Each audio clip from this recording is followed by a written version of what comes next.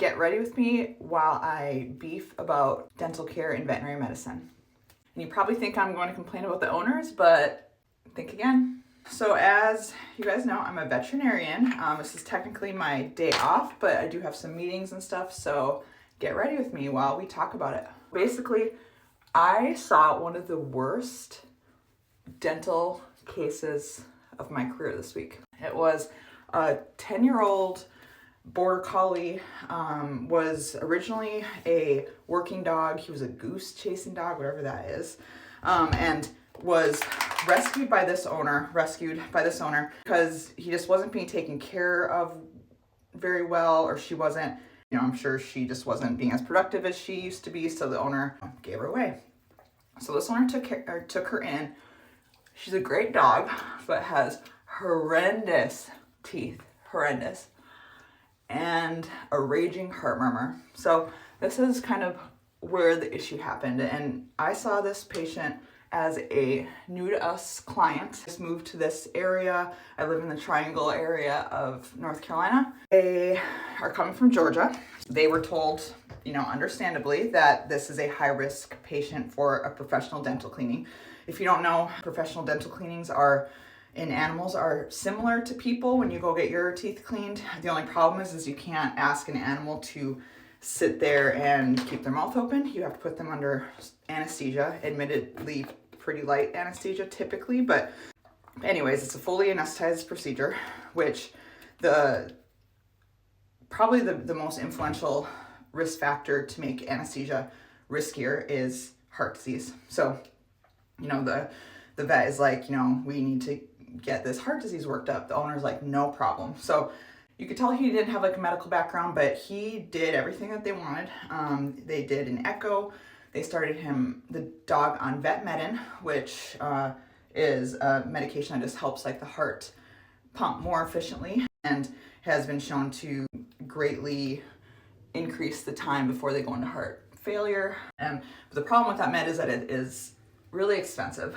This owner did it. He paid for an echo, which is inevitably very expensive. Some general practices, veterinarians just aren't as comfortable doing dentals, and that's fine. It's totally about your experience and what you like and what you don't like, whatever. So they were going to call in this specialist per the owner to do this dental. But at some point, they refused the dental to this dog. And so basically, and the owner couldn't tell me why, which, there's almost for sure more to this story, but from all the documentation, everything, it looked like he did everything he was supposed to do. In the end, they refused this dental, and I just don't understand. I don't understand. And, I was professional in the room with the owner because I will never, talk down about other vets, and I always try to see it from their lens and things like that.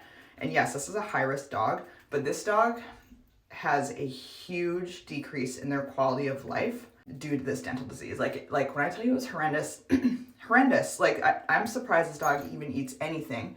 And she's slow to eat, and they soften all her food and all that stuff, but still, no question, this dog is painful.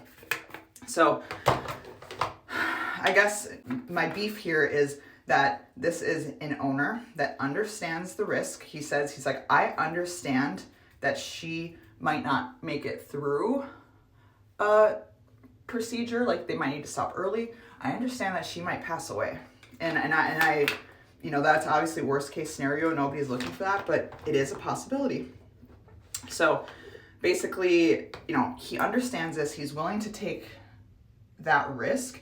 And in my opinion, this dog either needs a dental or they need humane euthanasia, which, that sucks, but we can't let this dog continue to live through pain and all this other stuff. So I guess my question to all of the vet professionals out there is what do you think? Let's assume that this owner is being completely truthful and did everything that they're supposed to and were then refused a dental. Were they right? Am I right to be kind of a little bit flabbergasted? Would you do this dental? I'm gonna do it. Just, full disclosure, or me or one of my colleagues, and I've talked to a couple colleagues and they are willing to do it as well. So yeah, what do you think? Thanks, bye.